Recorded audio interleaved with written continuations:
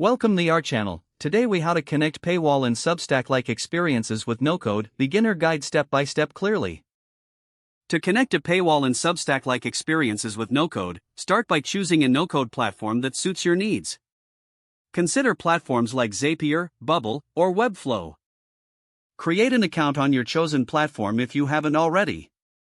Next, set up your project or site where you want to implement the paywall. Design your content layout, ensuring it's user-friendly and visually appealing. Now, identify the content that will sit behind the paywall. This could be articles, videos, or other exclusive resources. Choose a payment processor compatible with your no-code platform. Popular options include Stripe or PayPal.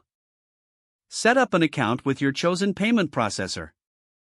Once your account is ready, generate API keys or integration credentials. Return to your no-code platform and locate the payment integration section. Input your API keys or credentials into the designated fields. Create a pricing structure for your paywall.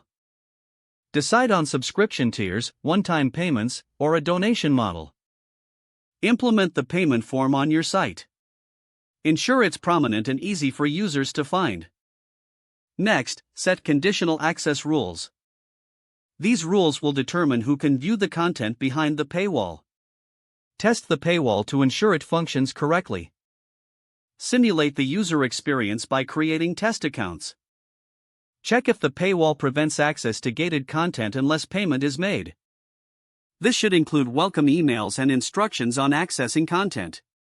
Finally, preview your site to guarantee everything appears as intended. Make any necessary adjustments based on your findings. Your no-code paywall setup is now complete. It's time to publish your site and start sharing your content with your audience. If the page does not load, refresh the browser or try again in a private or incognito window. Don't forget to like this video and subscribe to our channel for more step-by-step tech guides.